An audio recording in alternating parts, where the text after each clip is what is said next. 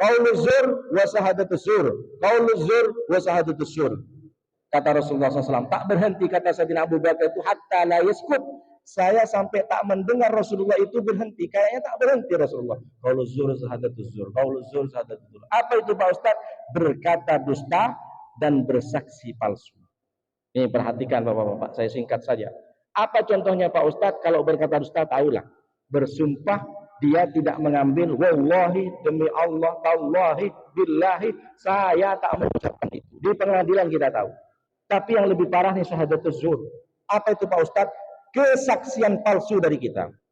Kesaksian palsu dari kita bukan hanya sekedar di depan hakim, bukan di pengadilan. Mana Pak Ustaz kalau yang paling cocok sekarang? Sebentar lagi pilkada.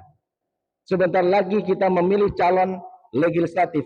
Sebentar lagi kita memilih calon presiden. Bapak masuk ke bilik suara, Bapak diuji kesaksiannya oleh Allah. Dicobloslah orang ini, yang Bapak tahu orang ini jahat, orang ini tak baik. Tapi Bapak nyoblos, berarti Bapak mengakui di depan Allah, di dalam bilik suara, bahwa orang ini baik. Kenapa kau pilih itu dalam hatinya? Ya gimana, saya tak pilih ini, saya sudah dapat 500.000. Saya kalau tak pilih ini, istri saya dapat jilbab 5. Rumah dibantu, masjid tak enak pula ini. Jalan, saya tak bilang Bapak tak nyoblos, silahkan itu hati nurani.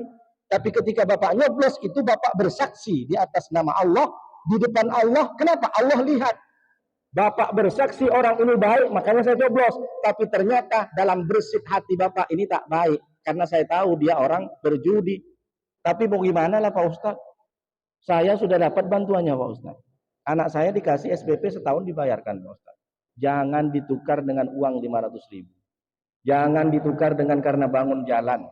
Kalau Bapak yakin, kalau ini Bapak yakin orangnya baik, silahkan dicoblos. Tapi kalau Bapak dalam hatinya tahu orang ini tak baik, tapi Bapak coblos, itulah syahadatuz zur dan dosa besar. Hati-hati. Calon presiden, calon pilkada, silahkan. Saya tak milih, saya bukan orang politik. Kalau ditanya Pak Ustaz milih siapa? Rahasia. Karena kita nanti di bilik suara. Saya tak menggambar-gembor, karena saya bukan orang politik. Saya berapa kali diajak orang politik. Meskipun ada ijtima ulama, saya tak mau.